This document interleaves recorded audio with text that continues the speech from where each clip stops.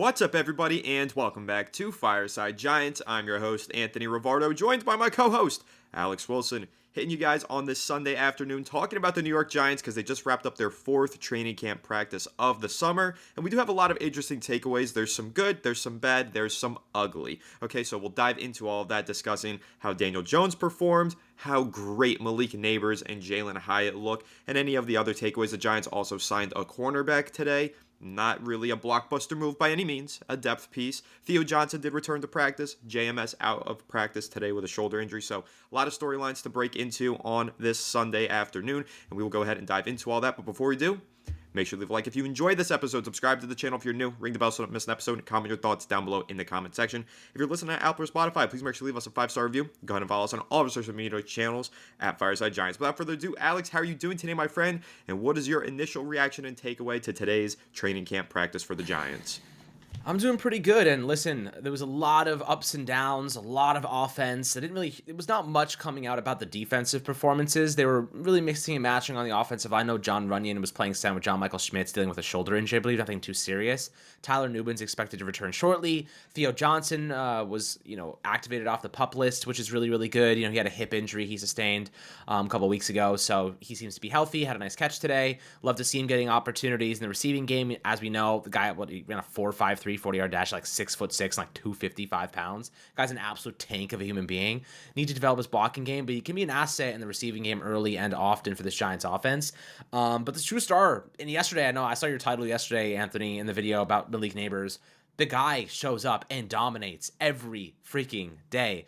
Now, Daniel Jones had a couple of passes that were underthrown, overthrown, mostly underthrown in this practice rather. I know there was one that I think Nabers had 6-7 yards of separation, and it was underthrown by about 10 yards. Just throw the ball as far as you can, man. Just throw the ball as far as humanly possible, and Nabers will find it. Nabers will run underneath that thing and get it. There was one to Hyatt that was also, he was wide open on a deep crosser.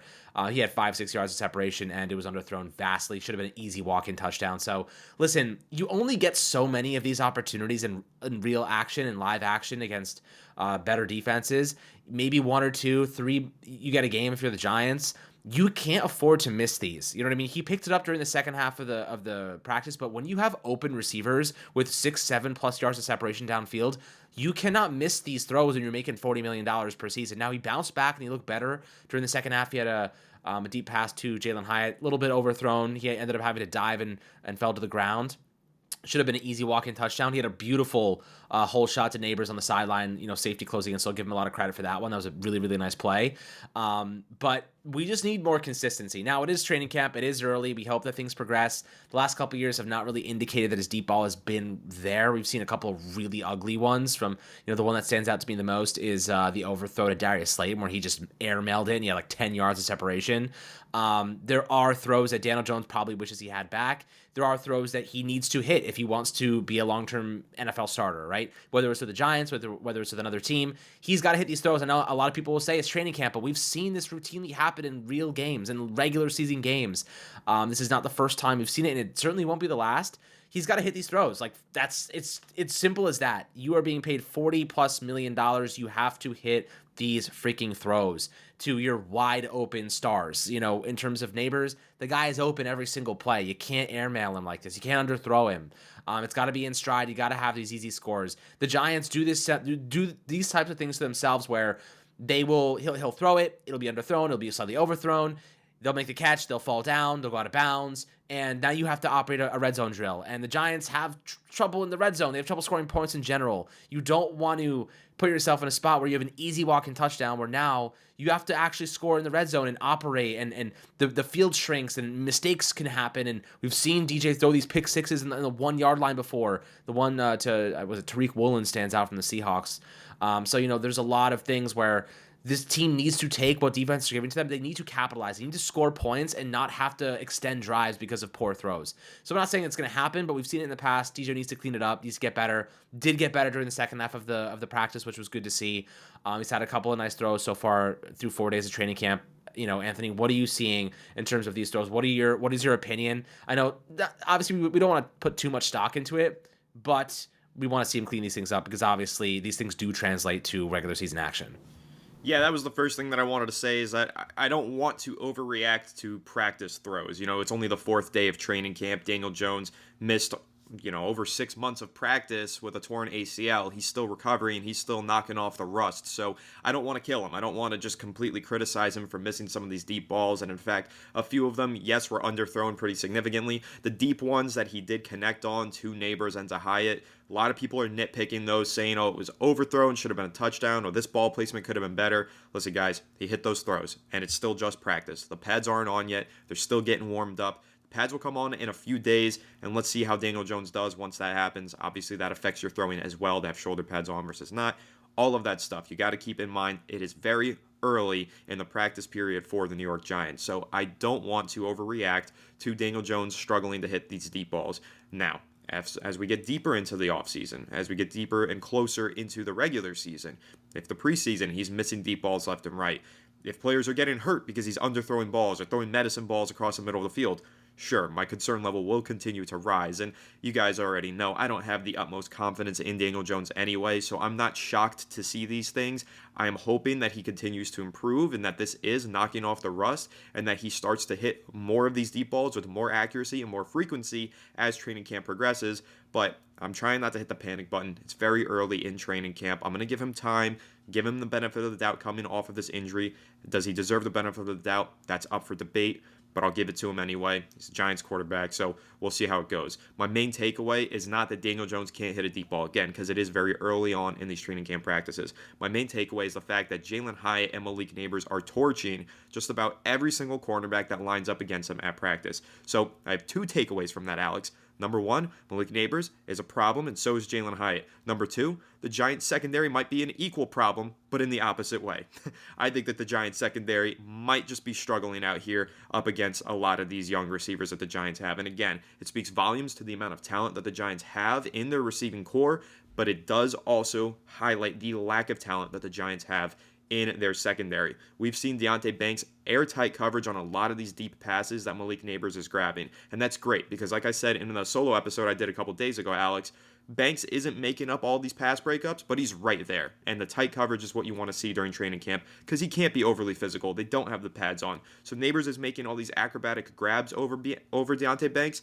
That's a good thing. Banks is right there. So I'm not concerned about the way that Deonte Banks has played. He looks good to me because his coverage has been very tight. But when you look at the way that Jalen Hyatt has, like you said, 7+ yards of separation when he's running past some of these cornerbacks, I've seen a lot of these clips that are deep passes going to Nabers and to Hyatt where Cordell Flott seems to be on the receiving end of getting thrashed. So I do have a rising level of concern here with some of these Giants young cornerbacks. But again, it's early in camp. The pads aren't on. Let's see how they're able to battle once the pads do come on and if that helps improve their chances of being airtight in their coverage. But we all know the Giants have a lot of exciting young talent in their receiving core. They have a lot of boom or bust potential in the secondary, so just continuing to monitor that as practice wears on. Another thing, though, Alex, that I do want to dive into and get your take on, Theo Johnson returns to the practice field. I'm very excited about this because I think that Theo Johnson, obviously the 4th-round rookie draft pick for the Giants, tight end out of Penn State, 6'6", very athletic, scored a lot of touchdowns last year in the red zone for Penn State. This is an exciting player. Very happy to have him back on the football field for the Giants as he made his practice debut today. So how are you feeling about Theo Johnson returning to the lineup? And then I guess since I kind of went on that tangent about the Giants cornerbacks and maybe not matching up well with these receivers, if you have a take on the inexperience of the secondary as well and how that might be biting them in practice, would love to hear that. I mean, this is how you get better. You get torched in practice by your team. You know what I mean? This is what you have to experience to improve. Deonte Banks, they're asking him to play a lot of man. They're asking him to do a lot of 1v1 covering on Malik Nabers. This is how he gets better. He gets better by understanding and getting experience against an elite talent like this. I mean, look, Nabers has not done a single thing in an NFL game just yet. But if we have any indication of what he's going to do, this dude has elite speed, elite hands, elite route running, and he is creating separation at will. You're watching. All they need is Daniel Jones to just hit the target, and this guy is going to go for 1,000+ yards in his rookie season. Like this is how talented this guy is. I do want to say, and I think this is something that's fair. Like when you're making mistakes, like if it's an underthrown ball or if it's not in the right spot and you're having to come back to the football and you're colliding, it increases the probability of injury substantially. We need to have clean football here. It's not just Daniel Jones, guys. It's everybody. It's It's our right tackle. It's our right guard. It's our center. It's our left guard, left tackle. The whole offensive line. We've talked about how offensive line performance, when things are going wrong and things are going astray, it leads itself to more turnovers, more guys getting pushed into the. This is how Nick Gates got injured because Billy Price got pushed right into his lap.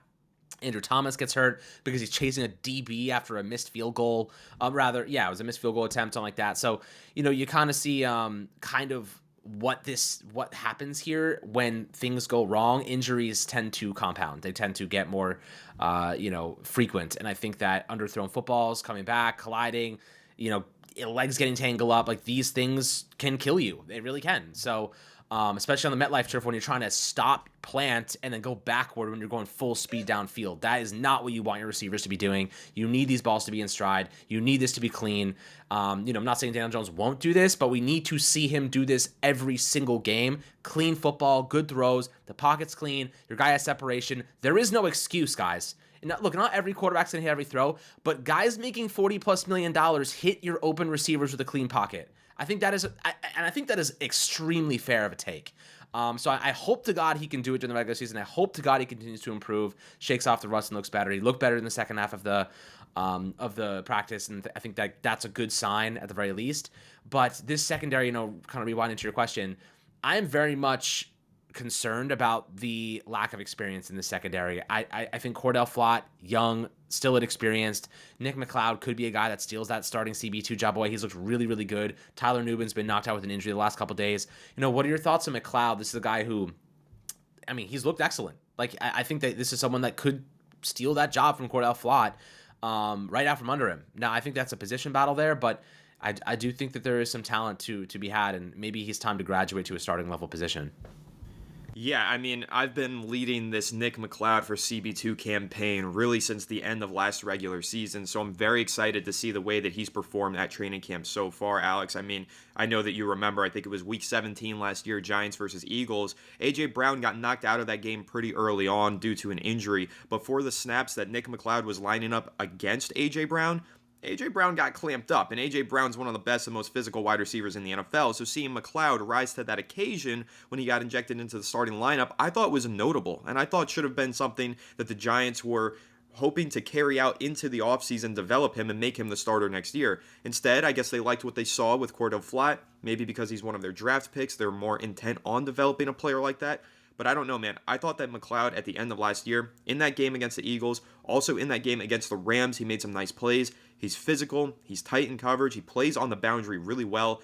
Again, I've been leading this Nick McLoud for CB2 campaign pretty much all year long, and I'm going to keep doing so. And the more that we see from him, the more that I like him, the more excited I am about his potential to take over as the starter opposite Deonte Banks. So I'm keeping a close eye on him. I think he's one of those players that if we go into the preseason and nobody's catching any passes against him, he's got a couple picks or pass breakups, whatever the case might be, I think that he's a player that can absolutely earn a starting job for the regular season. Similarly, Alex, to how Jason Pinnock did last year. If you remember, Pinnock really started emerging during training camp, went into the preseason. I think it was that game against the Lions where he had an interception, a forced fumble, a fumble recovery, tackle for loss. He just went crazy in that first preseason game.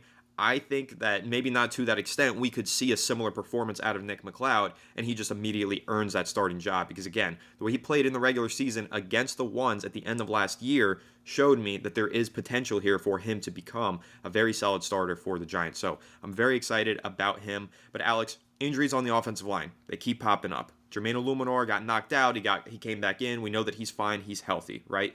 Evan Neal, still day-to-day, as Brian Dable described him, not back on the practice field. Now, once again, John Michael Schmitz not practicing because of a shoulder injury. What's your level of concern here for JMS? We don't know what the extent of the injury is. It sounds like it's minor, but even still, do you have a level of concern for JMS? And then I do need to know, broadly speaking, injuries just keep biting this offensive line. What's your level of concern there? Because obviously we're all concerned about the offensive line. We always are because it's the New York Giants and they never have a good offensive line.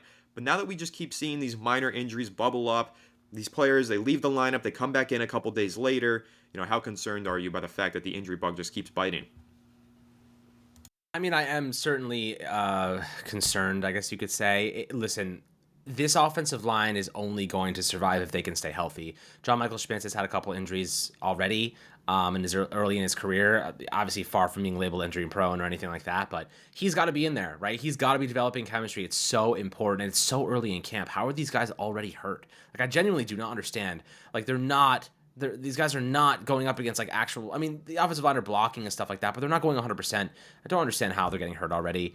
It really annoys me because like it's just a matter of time. It feels like, and this team doesn't have the depth to sustain significant injuries to the offensive line. Still, you know what I mean? Like the depth here, we're talking about Marcus McKethan, which we had last year, Josh Azidu, which we had last year, Aaron Stinney, who's not a very good player, and behind that, you're moving John Runyon into center, and he's not a center. He's has 3 career snaps at the position. Like, this is not where you want to be if you're the Giants, when your depth is still bad, and your starters, they're competent mostly, but we are 1 injury, 2 injuries away from being in the same position as last year. And, like, that's ridiculous. Carmen Basillo has a lot of work ahead of him trying to develop some of these younger talents. So at the very least, they can step in and not stink, right? Like, not just suck. Not just stink, suck. So I am concerned. Like, I'm always concerned about the Giants' offensive line.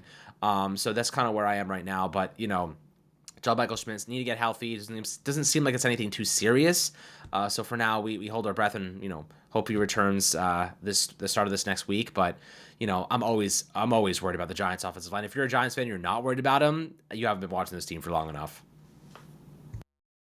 Right. You haven't been watching this team for long enough if you don't have any level of concern for the Giants' offensive line. I think we're all concerned. Again, I really do need to see Evan Neal take the field sometime soon. I know a lot of fans have pretty much given up on him. We made a social media post on Fireside Giants Instagram, and we asked you guys, do you still think that Evan Neal is a starter, or are you just viewing Jermaine Illuminor as a starting right tackle? The comments were pretty overwhelming. Everybody said Jermaine Illuminor is their starting right tackle until proven otherwise. I kind of feel the same way, but I am curious to see if Evan Neal does take a step onto the football field this summer, coming back off of this injury. Maybe Carmen Bristol develops him. Maybe he does start to show signs of progress. So I do want to see Evan Neal get back out there ASAP, even though my confidence on him has dwindled pretty much into the 0% range. I do need to see him on the field and let Carmen Bristol get his hands on Evan Neal's development. So again, I think that with this offensive line, plenty of reasons to be concerned. At least we can be really excited about these playmakers. They all look really good. We've heard a lot as well from Dante Miller, Turbo Miller, that undrafted rookie running back that the Giants got. He's been making plays. Tyrone Tracy Jr. seems to be making plays. Devin Singletary. Seems like everybody in this offense, outside of some struggles from Daniel Jones and injuries on the offensive line, but all the playmakers, skill position players, look to be playing really good football through the first 4 days of Giants practice. Again, not a ton of info on the defense. It's going to be hard to get a lot of info on the defense until the pads do come on because they're not allowed to tackle. So what kind of plays can they really make other than some pass breakups here and there that we got? I think Dane Belton had a nice pass breakup today. It seemed like he was getting some run with the first team, which I think is notable. Him getting worked in there at free safety with Tyler Nubin on the sideline. Of course, we're seeing some Dane Belton in the ones. That's still, notable because it could have been somebody else. Could have been, is Jalen Mills hurt too? I think Jalen Mills might also be sideline. I think he is. So Jalen Mills is hurt. So I guess we're down a few men in the secondary, so we're seeing some good Dane Belton plays. But the fact that he had a pass breakup today and almost an interception, that's exciting to see. And hopefully we do get to see Tyler Nubin on the field ASAP. Hopefully he's able to return from that injury and we can see him start to develop. But also read some quotes from Brian Burns talking about how fun it's been going up against Andrew Thomas. I think that's going to be a fun battle to watch when the pads come on in a few days. Alex, how are you feeling about that? The defensive line versus the offensive line. I think we're expecting some pure domination from the defensive line. But I think the battles between Andrew Thomas and Brian Burns are going to be a lot of fun to watch later this week. Absolutely will be. Listen, when you're looking at this team right now, the best thing you can do is have this offensive line be tested against an elite defensive front, right? Kayvon Thibodeau, Brian Burns, and Dexter Lawrence. Like, there's one way to get better, and it's to go up against the best. The Giants will go into this regular season having faced off against some of the most dominant pass rushers in the game, if not the best defensive tackle in the sport. So, with that in mind, this Giants team has no excuses. This offensive line, if they're healthy, has no excuses going into the regular season. They've been tested, they've been worn down, they've been attacked by a really good defensive front. Now it's time to go out and show what you can do. You know what I mean? You got to go out there and perform well. You got to go out there and act like you've been practicing. It does seem like, at least based on some of the pockets I saw from today's practice, Daniel Jones had some time in the pocket. Daniel Jones was able to make some throws.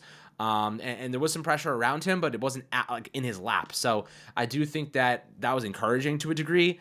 going up against these guys, it will make them better. It will help this team improve. But yeah, like, listen, just like Nabers and Deontay Banks, those guys going off, those guys going at each other, it is essential to go up against quality in practice, because otherwise you're not going to be ready for the regular season game. You're not going to be ready for meaningful action. If you're going up against backups and like guys who are not going to test you, that does not prepare you. It's like taking a practice test and using all the easiest questions. You know what I mean? Like, it's not going to help you prepare for the actual exam. So I think that this is what the Giants should be doing. They have really good talent going up against their offensive line, their receivers, their secondary, and this is ultimately where you need to be growing. This is how you spark that next developmental trait, in my opinion.